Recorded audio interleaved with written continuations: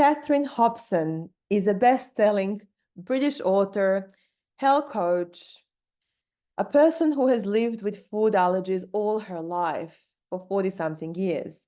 Catherine, welcome to Immunity Group Australia's podcast. Thank you. Hi, Nina. The reason we're here today is your book, which I would like to promote to our audiences down under. As a food allergy parent, I have to say I really connected with your book from a different angle. Often as parents, we don't actually know exactly how our children feel, children who have life-threatening food allergies like both of my children. So a lot of your descriptions and thoughts ask those questions of food allergy parents.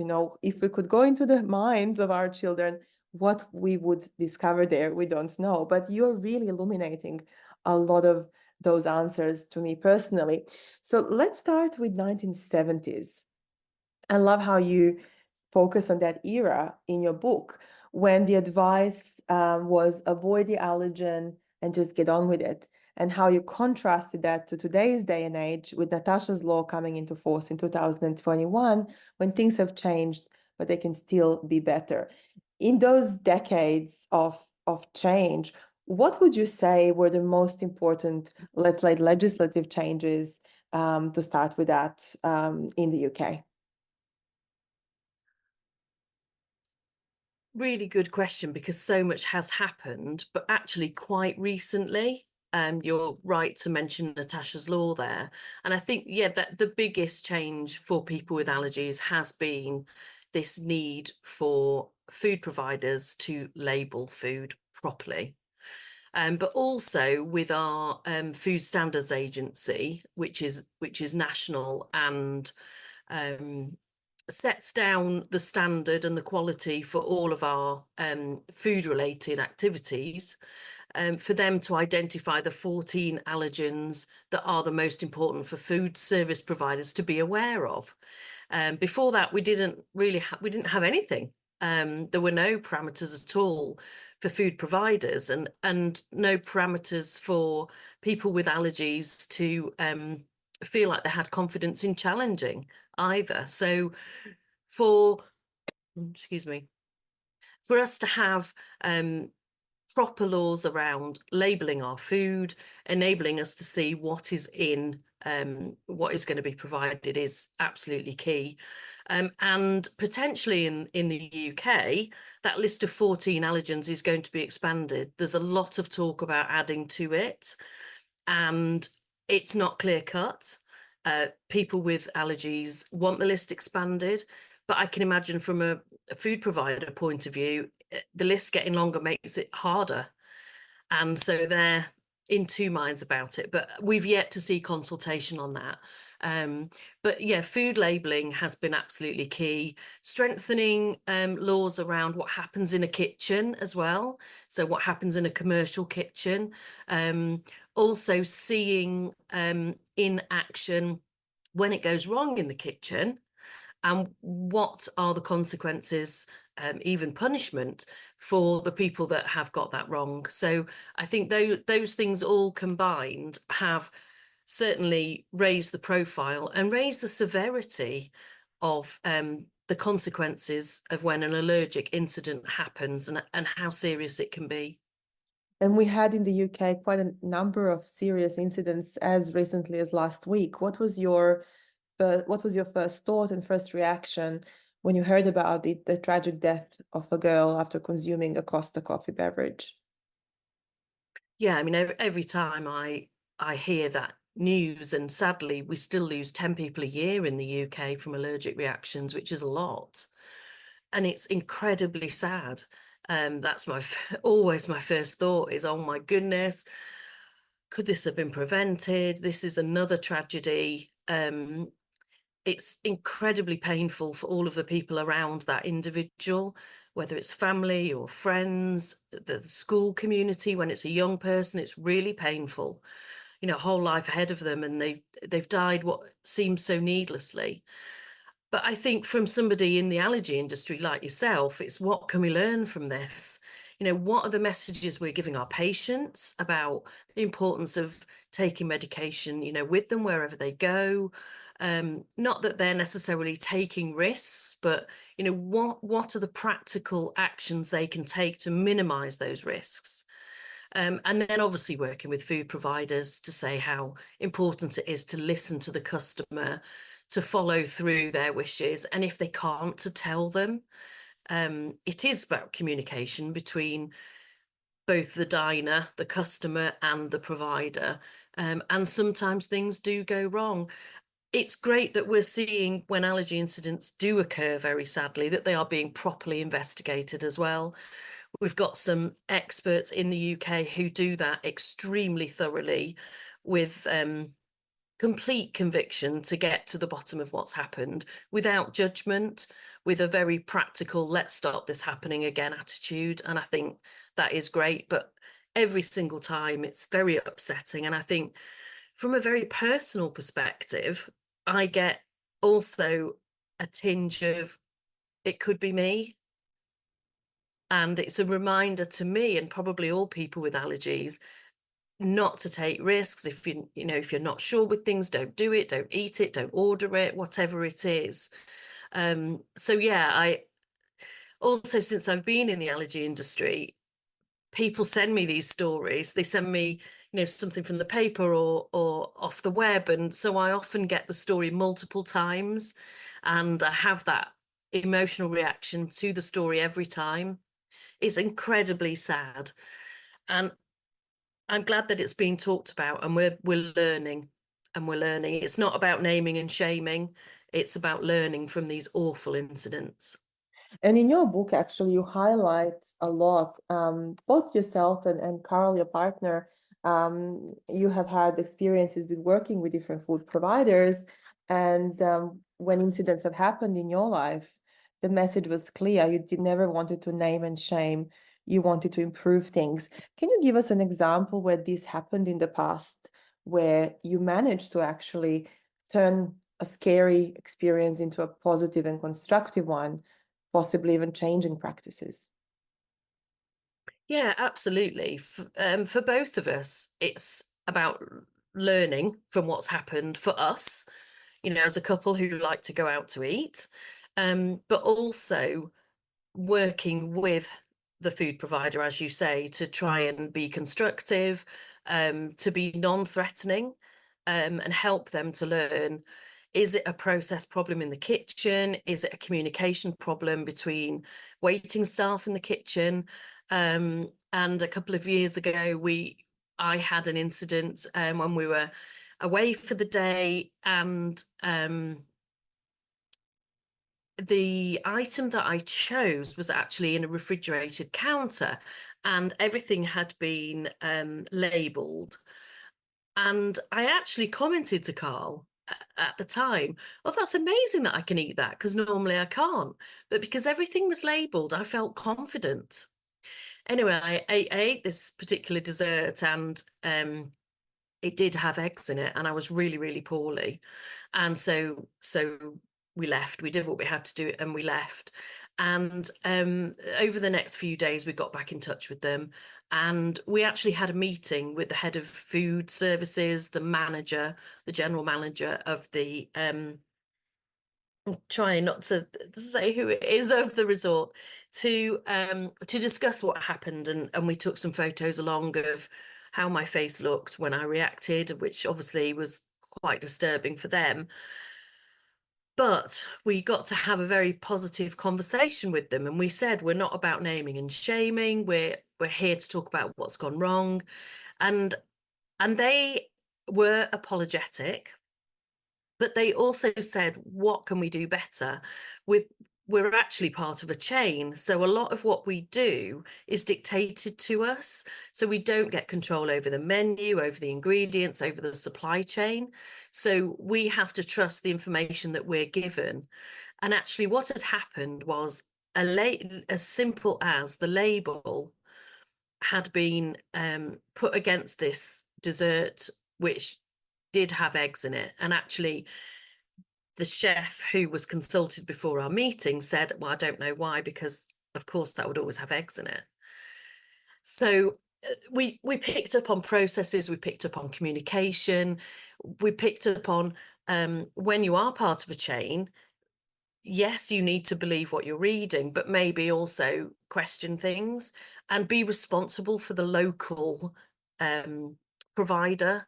It's not enough to say we're part of a chain and that's what happens. Well, actually, you're responsible for your kitchen and your diners here and now, and they were.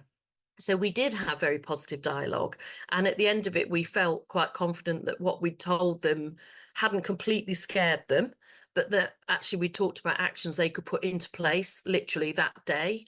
And so even though it started from a very negative position, we came away thinking we've probably changed things there for future diners, and so that is a positive. That's a fantastic example. No, thank you for sharing that. You're pretty much doing a lot of health education in terms of Hmm. food allergy awareness and training through different experiences. And this is exactly the title of your book, Take Away the Fear, A Guide to Living with Life-Threatening Allergies. When you talk about inclusion and exclusion, I keep remembering your school incident when your family wasn't told that there will be a game with raw eggs, and how that whole incident caused a lot of different emotions for you. So in terms of school safety, with all the latest developments in the UK and inclusion, again, going back to 1970s versus today, do you think schools have gone far enough in addressing food allergy awareness, or what can be done better in that sort of educational space at the school level? I think a lot has changed since when I was at school, and definitely for the positive. I can't speak for all schools, but when I talk to people, it's a very mixed picture, because schools are in effect independently run, by their head teachers and by their governors. But research has told us recently, the Benedict Blythe Foundation has told us recently about allergy incidents in schools and them not happening in the dining hall. So actually the approach for schools very much needs to be a whole school community. So does everybody who works with children there, do they know who the children with allergic reactions are? Do they know what an allergic reaction looks like for those children? What are the signs they should be looking for? So whether you are a school dinner lady, they're not called that anymore, or the head teacher, or, a PE teacher who only comes in once a week, do you know who those children are, and do you know what to look for? So that has definitely improved. There are a number of charities in the UK who are going into schools on regular basis and doing this training. They're talking to them at a very local level about their own school. What can they do? How can they take it seriously? But what actual steps can they take to keep children safe? And so some schools have gone nut-free, for instance. I don't necessarily mean everybody has to do that, but that is one way to completely eradicate nuts from that environment, is to say no nuts to come into school. I think the other thing to consider with schools is that when you start, I'm talking there, mostly about primary schools, so up to the age of 11 in the UK. But when you start to get into senior schools and children carry their own medication sometimes, there might be less communication between parents and the school if there's school nurse who's responsible for the medication. It starts to get a little bit more complicated, and the responsibility naturally has to push to the young person themselves. And it might not be something that they want everybody to know, or to maybe feel like there's being a fuss made. And so often it can be downplayed when it just needs to be made aware of, not necessarily downplayed. But I think there's been huge progress in schools. Teachers are much more aware, either through their own experiences, because we're seeing more incidents of allergies generally across the UK. So they may have personal experience of allergies, and so that translates into the school setting, which is great. But also, like I say, we've got some brilliant practice going on from some charities where they're physically going into schools and doing not just assemblies, but talking with teaching staff, and staff that also deal with food. Because in the senior school, you've got lessons around food, and that can be a very exclusive place for somebody with an allergy to be, because it may be, if with me, if anything was being dealt with eggs, well, I'd literally have to leave the classroom and not be included in that lesson. So more consideration being given to how the curriculum can be adapted to include everybody. So there's lots of work going on. And there's also a push from some charities, to have more on the curriculum about allergies and just make it a very normal thing to talk about. And other initiatives as well that have gone sort of national, and for government to be pushed about perhaps having somebody in government who's responsible for allergies, and that they would have an eye. Certainly they would have an eye on schools for that. Around 60% of children with food allergies are actually bullied at schools, according to reported statistics. I like how your brother James often would use the expression, and we just got on with it. But if I was to ask you a question, have you ever experienced bullying as a young adult or a child because of food allergies? Specifically, what would you say to that? I didn't experience any bullying, and I have heard in more recent years anecdotes from parents, mostly actually, of their child being bullied. And it's heartbreaking to me, because it's something they can't do anything about. They can't control it. Most of the time they're trying to play down their allergy and not be made a fuss of. Um, it's just how they are. And to be attacked for just being how you are is the lowest form of bullying, and it's very, very sad and difficult to counter in large schools. They may not know it's going on. The child might not tell anybody either, and it can really affect your mental health. It's a strain on your mental health as a child, and certainly as an adolescent, moving into more independent spaces. Having allergies is a burden on your mental health. And then for people to literally pick on you or exclude you because of those allergies makes you feel even worse about yourself. And that's very, very sad to read about. And mental health support for food allergy families and individuals is definitely slowly picking up, but probably there is not enough of it in terms of mental health management. A lot of, at least in Australia, a lot of psychologists don't even understand how food allergies can be different from generalized anxiety, for example. So it's a lot of learning to be done by the psychology community itself. In your book, what I also found very fascinating amongst the 9 chapters is the psychological impact of food allergies also on friends and friendships. And I love your best friend's voice in there.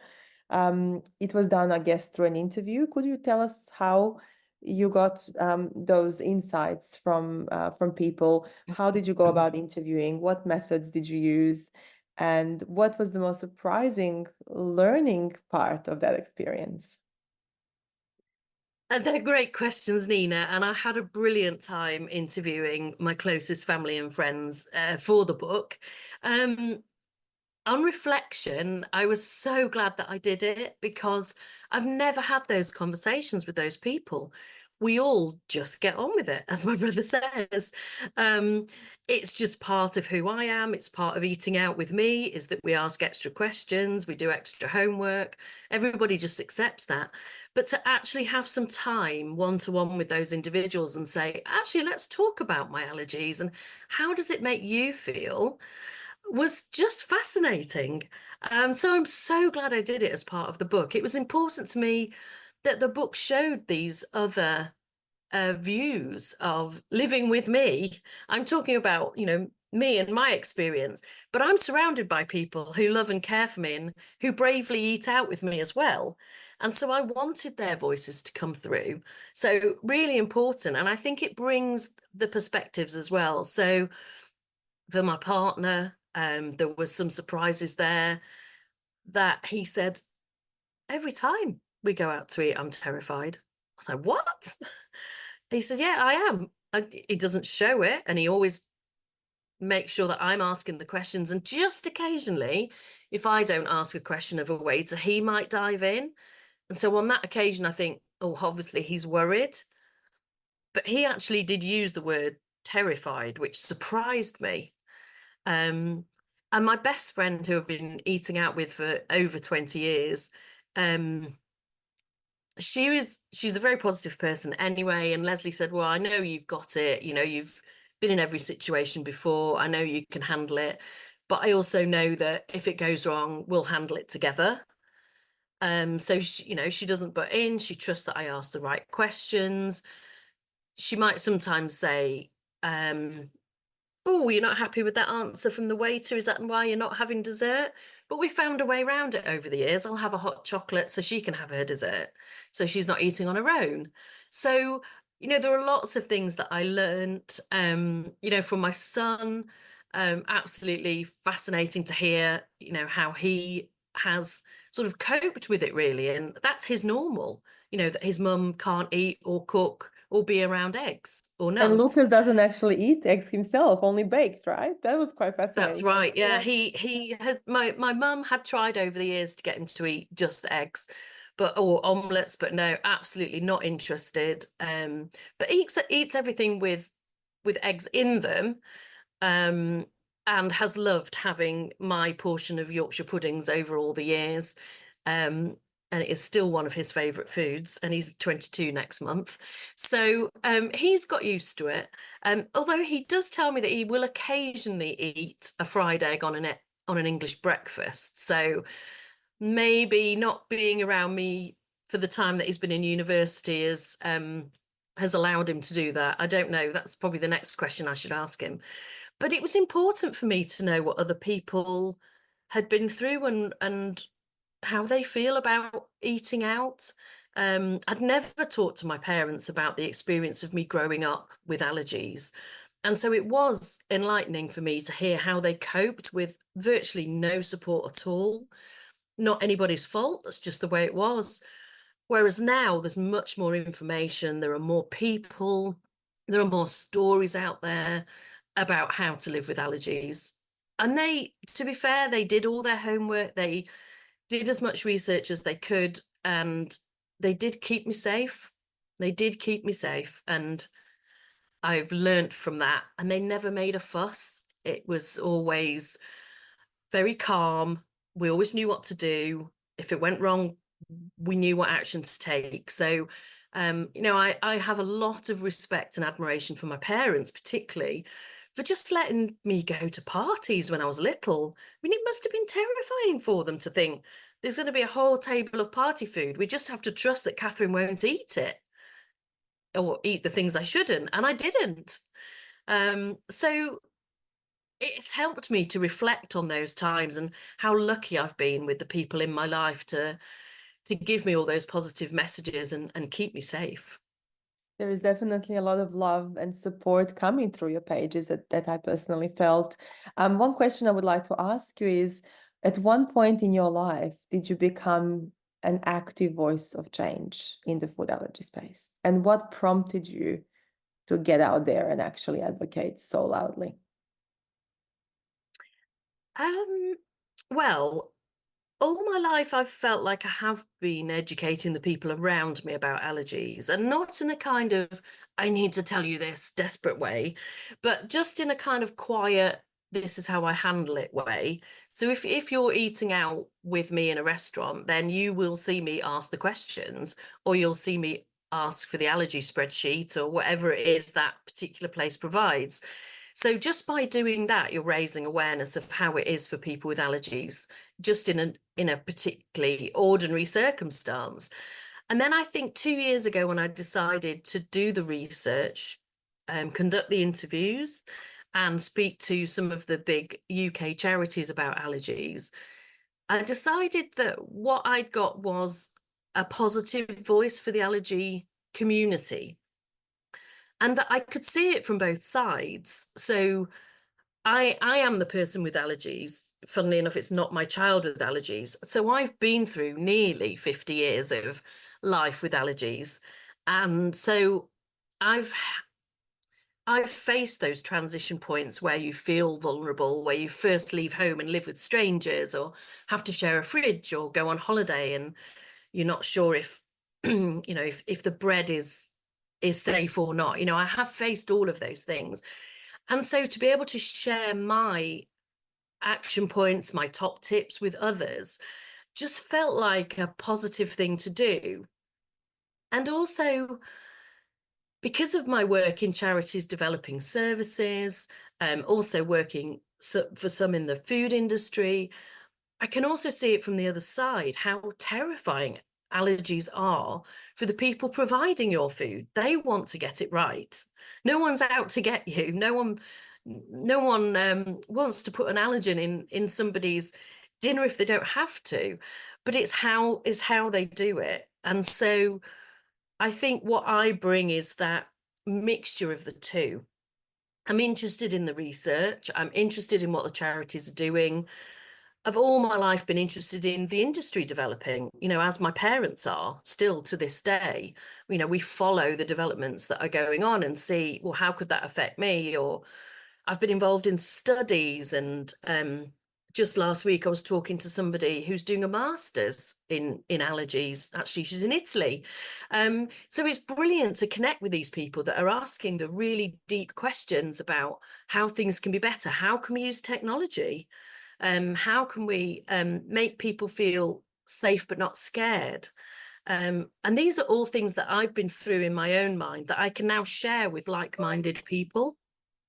And that has been brilliant because it's allowed me to just use my experience and my interest, I hope, to help many others. That reminded me of what Dr. Jones, our co-founder, often says, be prepared, but not scared, the message which comes out of your book. I'm reading the section on the research done by Dr. Rebecca Knibbs, a researcher at Aston University. And you said that at this particular point 2 years ago is when you haven't actually thought about the psychological impact on yourself before. Can you tell us about that particular experience with that research? Did that particular research change you? Absolutely. And I think that was probably a turning point. Dr. Nib is currently doing some research, which I've been a part of as well, and is a loud voice in the allergy community in the UK and probably wider. Yes, I had a long conversation with her research fellow about the psychological impact of allergies. It's not something that I'd ever talked about or thought about, really. And so their questions of me sparked something in me that made me think I want to look at this in more depth. But it also turned something on in my head that said, yes, there is a psychological impact to living with allergies. And yes, we stay calm and we downplay it, but actually it's always there. Allergies are always on. As I say in the book, I can't turn them off for your wedding or my son's birthday. They're always on. You always live with them. You always live with the risk.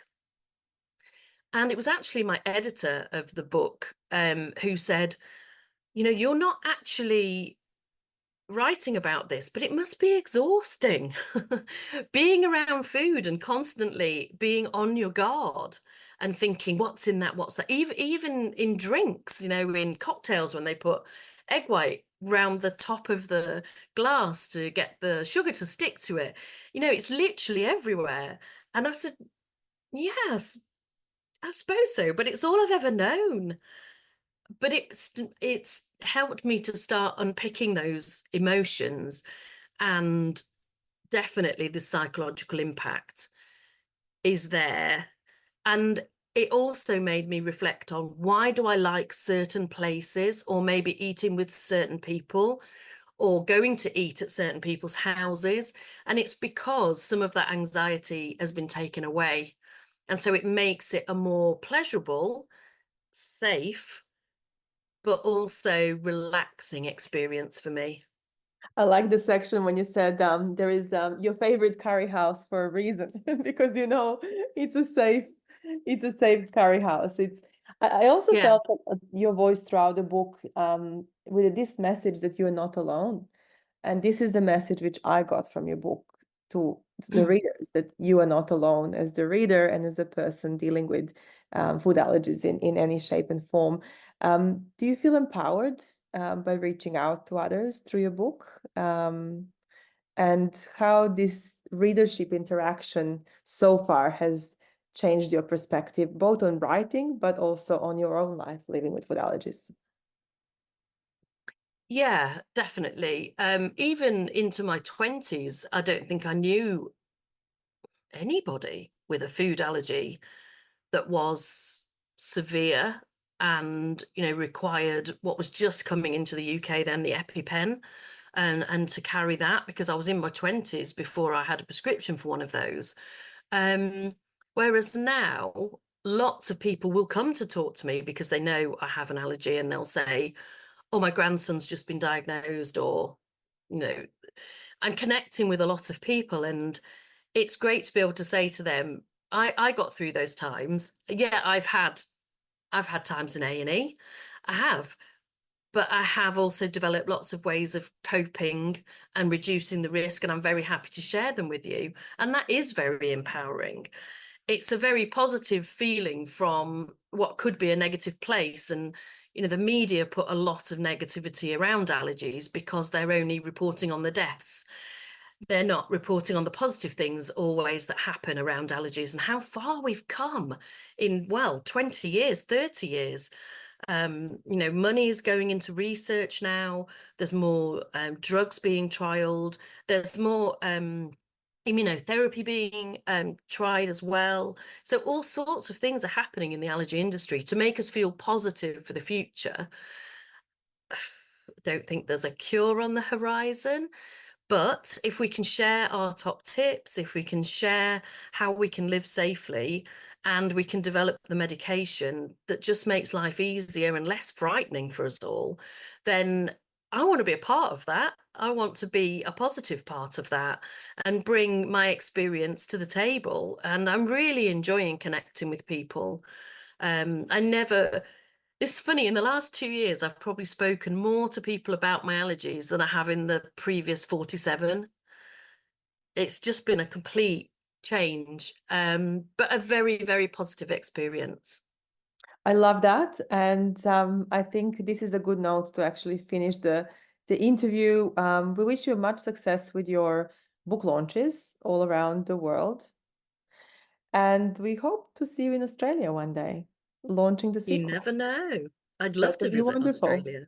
That would be wonderful. I think Australians would benefit, especially from your hospitality, advocacy, and training experience. And just to say to our listeners, they can find out more at www.actallergy.co.uk. And your best-selling book is also available on Amazon and Amazon Australia, where I purchased it from. So thank you very much, and we're hoping to see you and speak to you soon. Thank you, Nina. I've loved your questions, and thank you for such positive comments about my book. I mean, that's lovely to hear that it's connected with you, and I hope your listeners can connect with it also. So thanks for your time. Thank you very much.